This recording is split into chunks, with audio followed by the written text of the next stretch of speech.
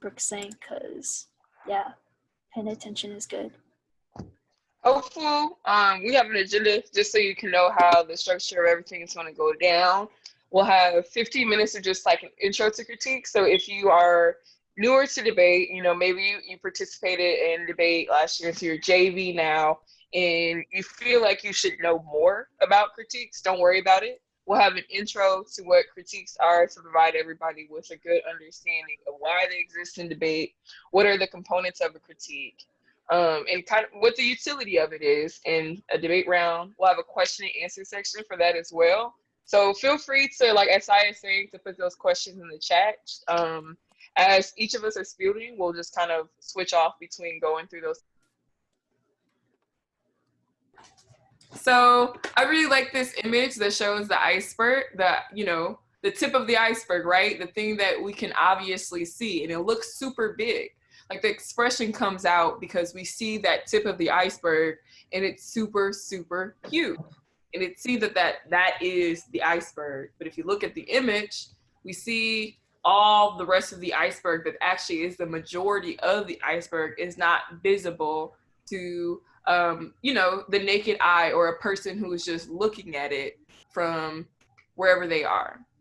And so critiques are made because when we move through the world, we have opinions and we make choices about what it is that is around us, our reality. If I look back here and I said, hey, that couch is white, someone may contest and say, hey, that couch isn't actually white, it's cream.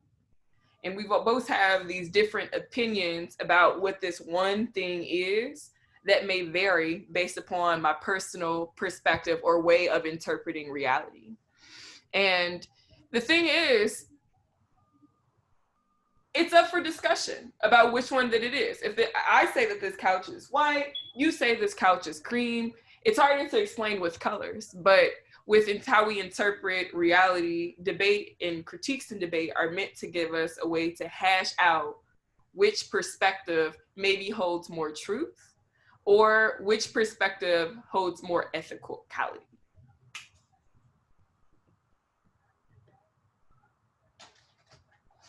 All right, so why does that matter for debaters? Like, why do we need to have this be a standalone argument to explain what my perspective is? If I have a 1AC, if I have a 1NC, isn't it what my perspective is ultimately, right? Yes. But your perspective reflects what kind of lifestyle you have lived, what kind of ethics and values maybe your family or community holds. But it also reflects that of your authors. And that this will be especially important when we get into discussing the critique, the settler colonialism critique, but also in discussing the abolished ICE affirmative, that all these authors, the people who are the experts on this topic, they have their own biases and they have to interpret reality the same way that you do. So when you read their evidence, when you read these cards, you are presenting these interpretations of realities, and it may be charged. It may not just be that it is factual. It may not be that it is just true. Historical context is also important. That's one that I think that we hear a lot, is to understand why maybe something is a different from the way in which they are describing reality, because we need to consider this moment in history or these series of moments in history that have made these things the way that they are.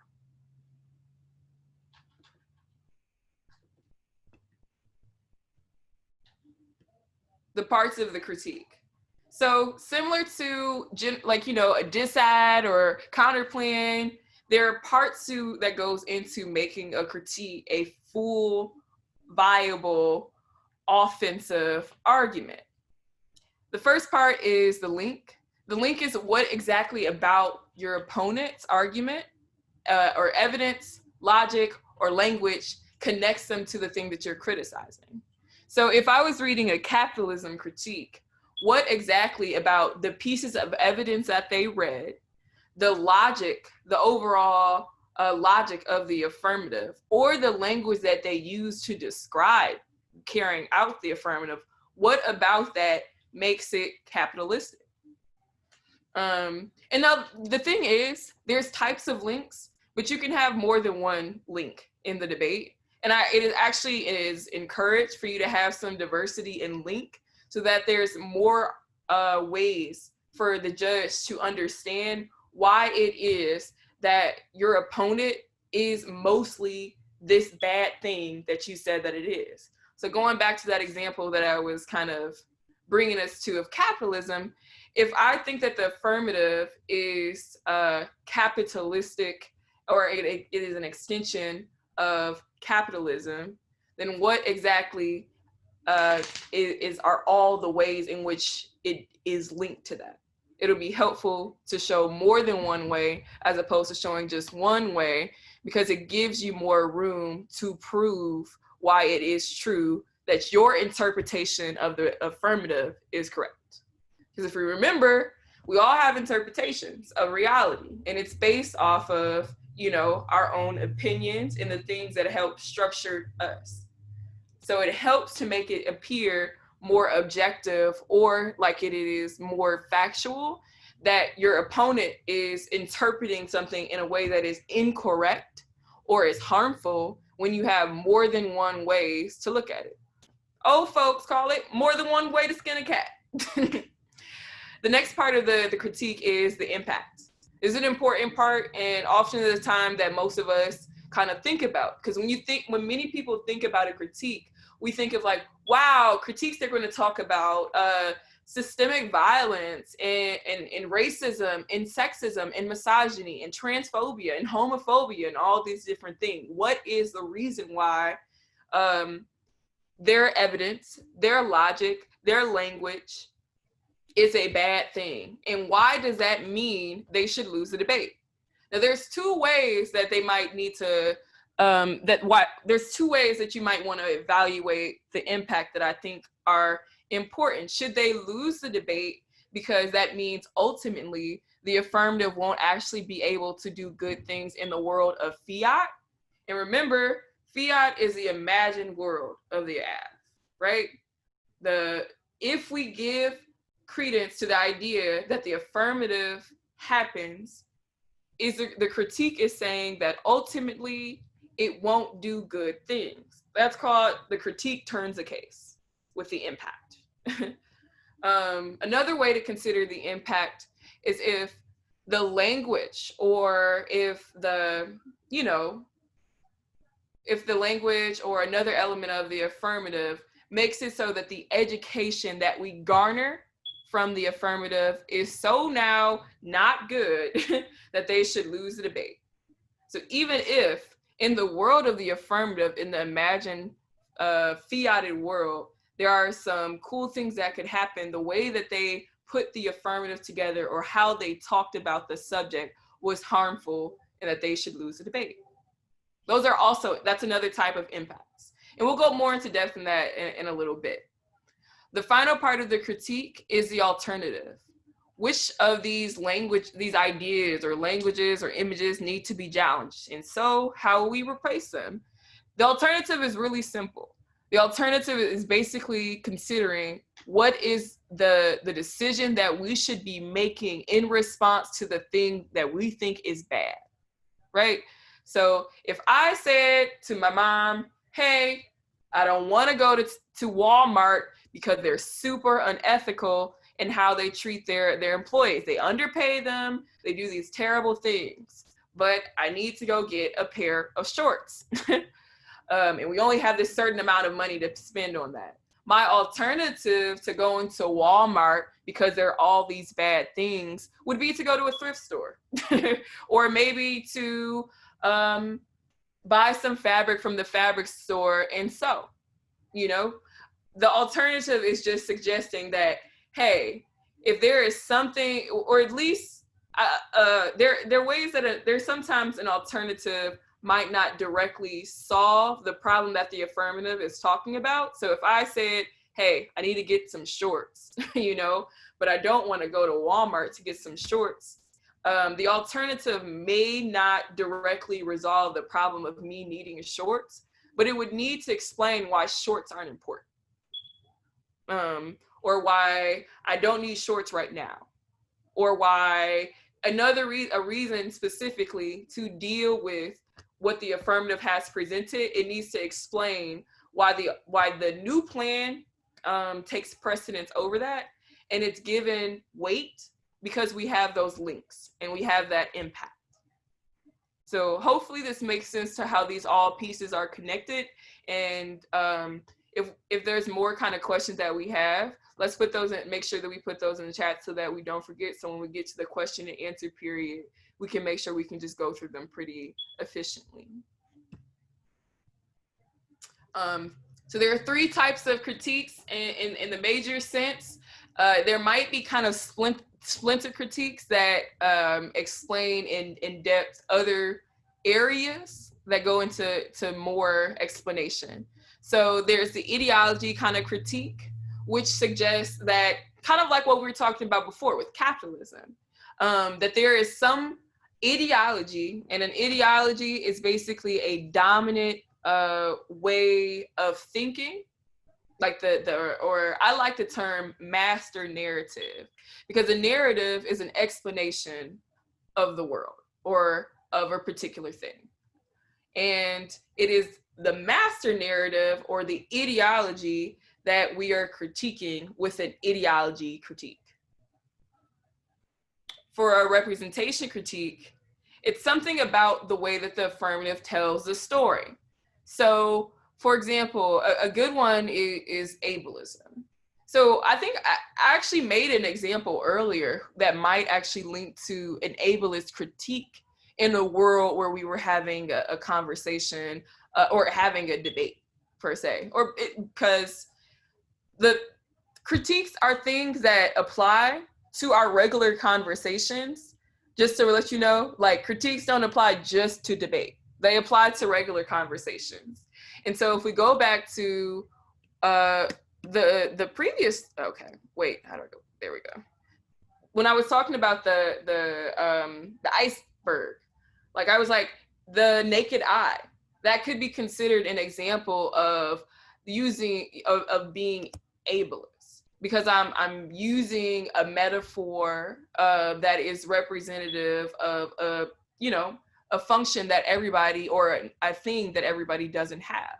Would be an example of how you maybe, actually, I think that probably would apply more to the language critique because I said that.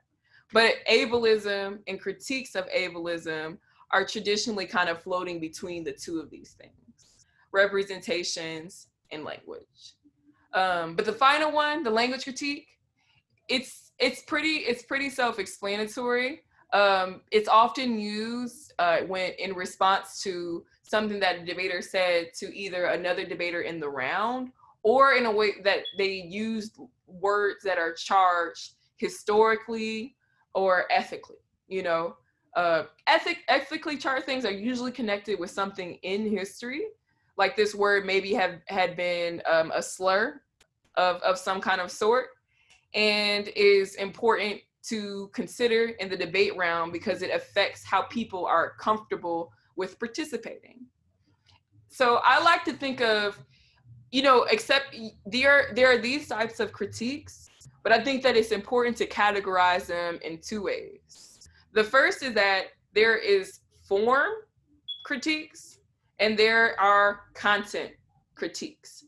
And they often overlap, but it's important to understand the difference between the two, because you will argue for them differently and you will answer those 2 things differently. A form critique is one that is saying, hey, the way in which you engage in debate has some problems.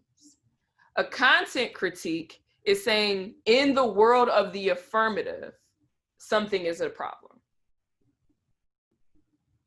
And I'm going to leave it at that and hope that that makes sense. And if we have questions in the question and answer section, I'd love to be able to break that down further. And remember, we also have a discussion component too. So I'll just keep us moving for the purposes of time. But to just kind of summarize things and bring it back together, a critique is there to challenge the assumptions behind an affirmative.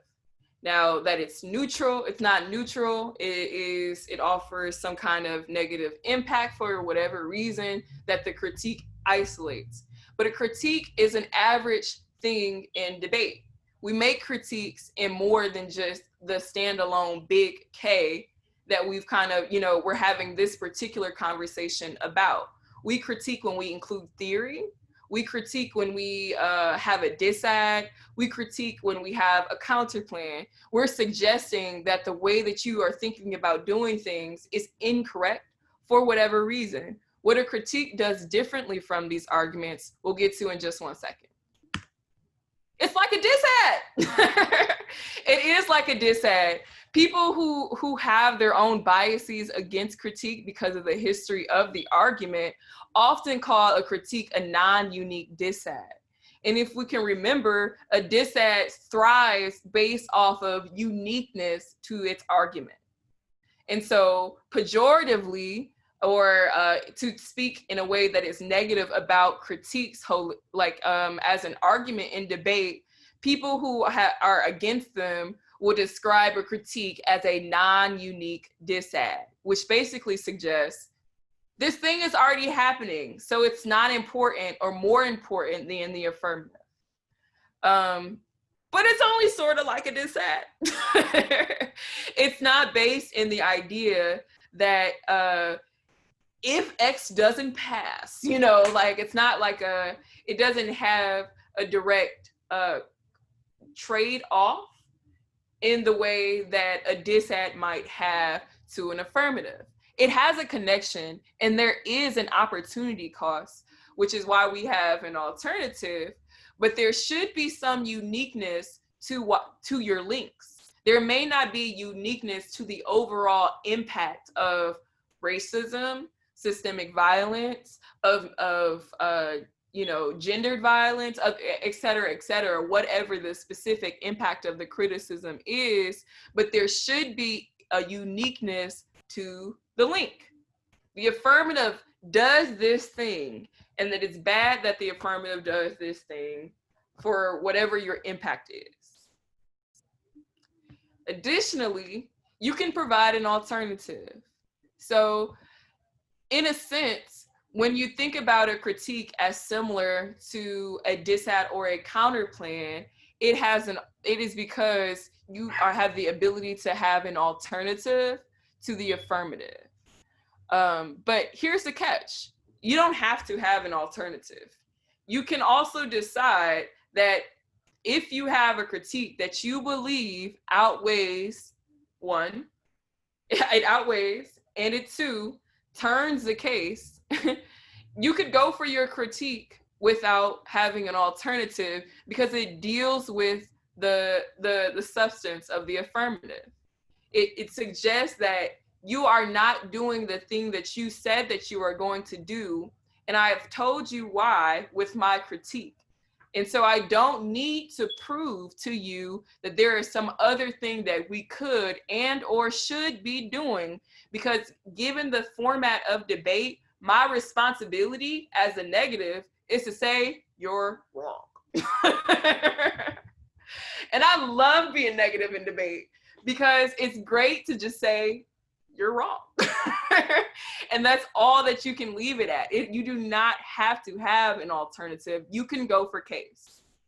And that's fun. Let's go to why is it like a counter plan? Again, only sort of. In a world where we have an alternative, then the rules of competition that had traditionally existed for a counter plan can come into play for a critique. However, unlike a counter plan, you can kick the alternative and still go for the rest of the critique. You can still say, you know what, bump all that alternative, bump that alternative option that I was saying in the 1 and C. I have decided it don't work. You right. But a thing that you should remember if you don't go for the alternative is to kick out of it correctly. But I think that might need to be a conversation for another time. But just know that you don't have to go for the critique alternative, and you can still go for the rest of the critique. if it outweighs and it turns the case. But it's different from a counterplan insofar as there's typically a philosophy behind it, even though there are critical counterplans that may mirror a critique alternative.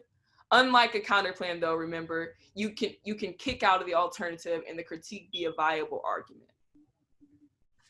All right, so now would be the time that we can open this up for questions, and I'm gonna click stop share now so that when we're done with this, Saya will be able to share the screen.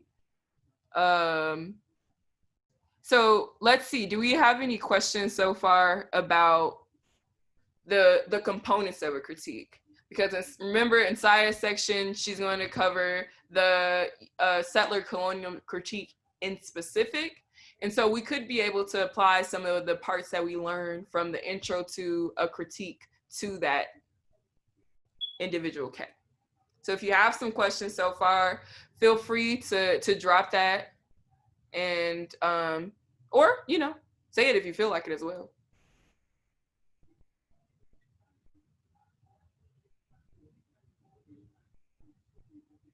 A lot of information though. So yeah, let's give everybody like a couple minutes to just kind of like sit, look, see if something doesn't make sense. And then after you looked at things, if you feel like you might have a question, definitely go ahead and drop it in the chat and I'll try to answer that as efficiently as possible. So we got about 10 minutes for this. All right. Michaela said, what is the best K to run this year?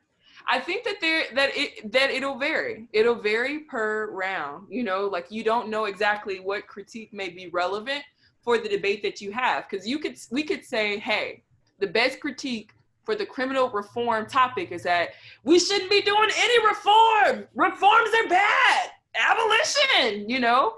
But then you may go into your debate round and you got your abolition critique ready. You may say that reforms are bad, got that 1 and C ready, and then that's the F. And you would see why that critique wouldn't work right there. But you might, you know, here's the thing. Now here's the next level. Have y'all know that meme where it's like where the guy, he's getting smarter? Galaxy brain. Yeah. So the next level of that kind of thinking is that you can say that the affirmative said that reforms are bad, but y'all are still a type of reform, and here's why. And so you don't actually do it better. And so if reforms are bad, the app is bad. But that's, you know, it's level 2. Next question. So you don't have to prove an alternative because your job as a negative is to only prove them wrong? Let me clarify. If you read an alternative, up until the point that you kick it, you have to defend it. But you don't have to read an alternative.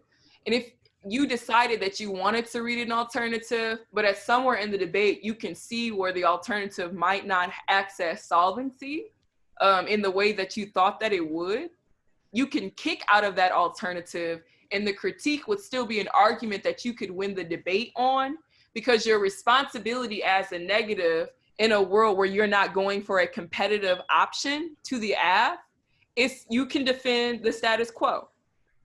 And remember, the status quo is just not the F, the world that exists outside of the F, you know? So I hope that clarified.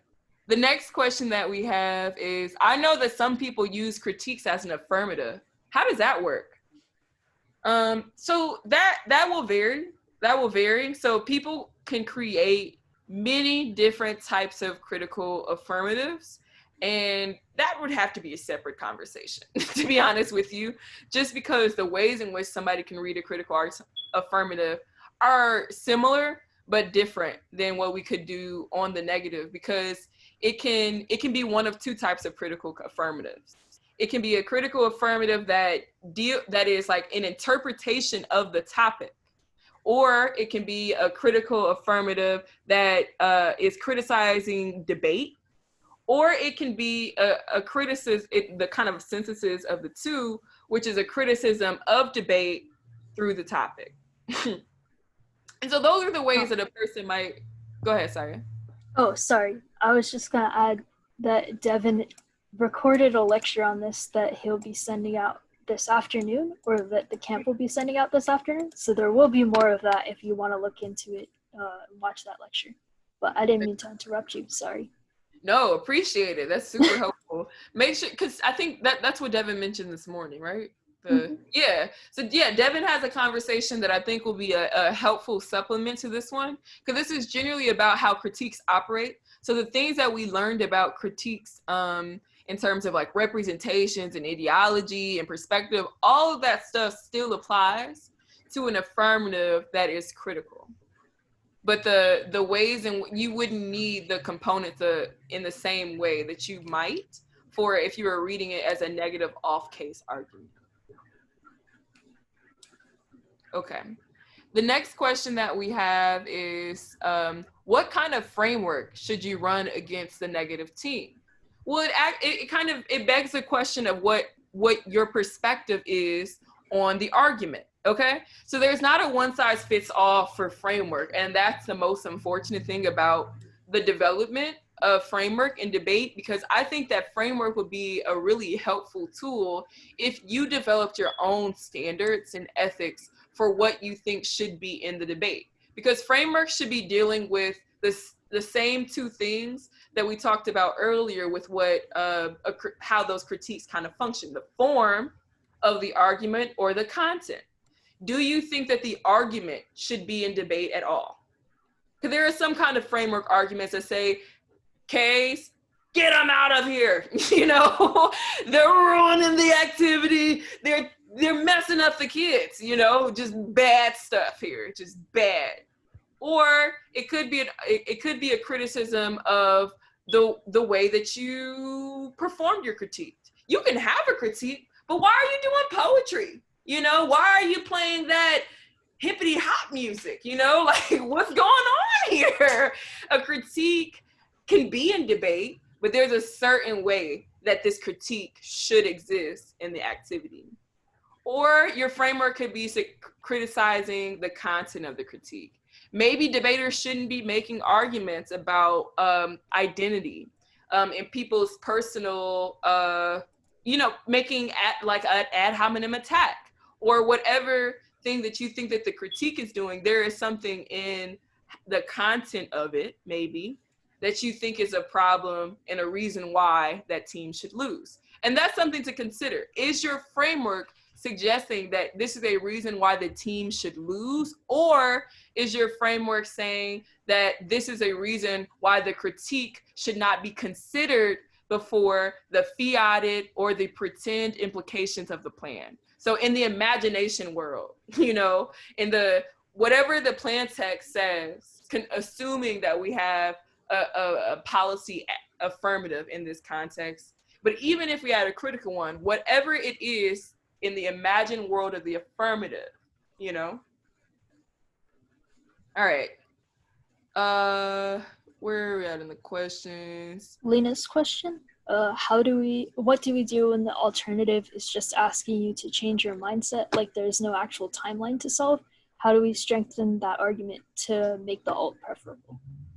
Okay, that's a really great question. And I think that that's one that a lot of debaters have had some issues with, because if you feel like your alternative doesn't have, you can't measure it in the typical ways that we might evaluate an impact or solvency, then you have to come up with a new standard for determining what is important and valuable for the debate, right?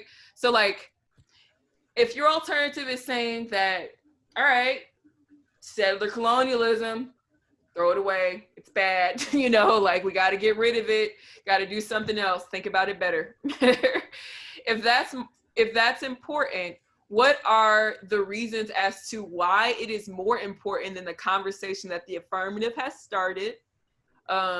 It's in that when you answer that one, if you're reading a critique against a traditionally policy affirmative, then you would also need to explain why that topic discussion is not as relevant to the mindset change that you are saying needs to happen, or why the mindset change that needs to happen will make the education that we get from from the affirmative, and ultimately the resolution better.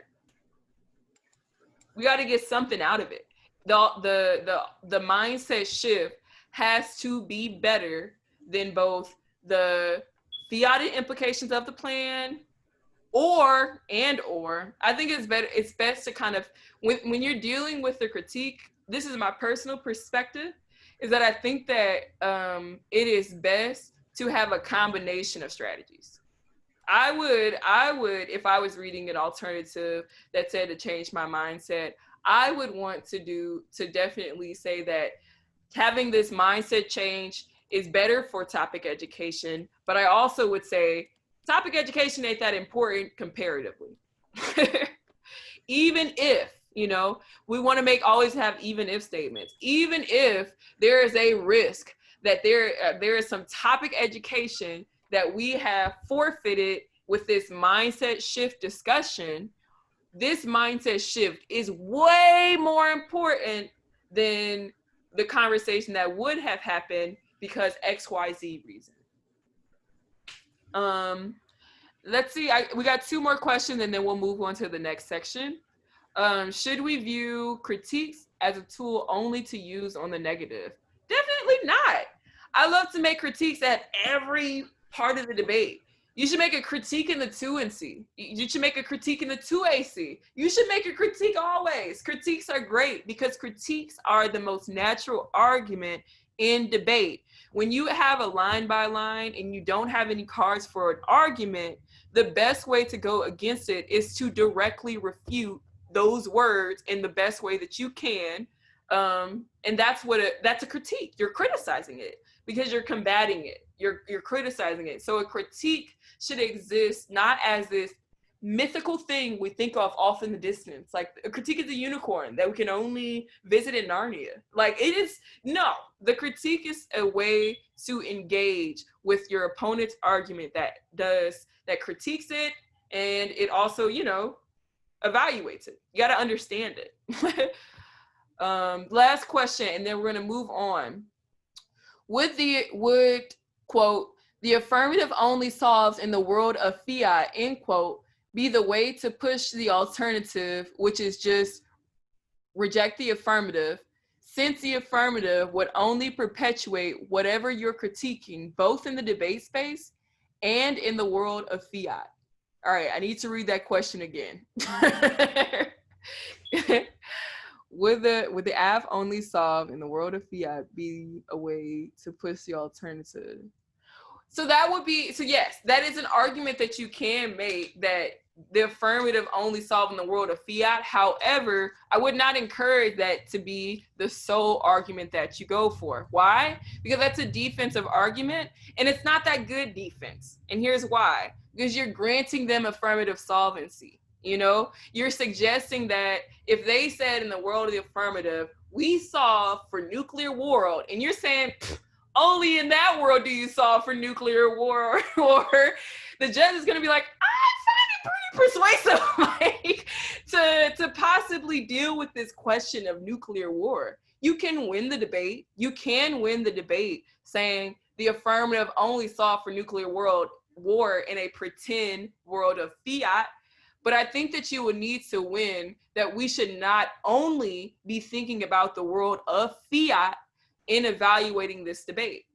If your alternative is to reject the affirmative, you should make it more specific in terms of what we're rejecting, right? We should be rejecting the idea that the conversation that we're having here is objective for whatever reason, and that we can be removed from what is problematic about the things that we say. So if you granted them that they have full imagination solvency, you would have to do a superb job in explaining why it does not matter that is a good idea for the imagination world that you're talking about. It doesn't matter because this other thing that you've done that we've been criticizing, it could be because of settler colonialism, could be because of capitalism, it could be because of you misgendered somebody. It could be because of whatever the substance of the critique is. For us to be able to win, that you can solve in your imagination world, we would have to win that this argument takes precedence over the judge's evaluation of the imagination world. All right. Hope that was helpful. We're going to move on to the next section, and Saya is going to cover some things specific to the settler colonialism critique that's in your file.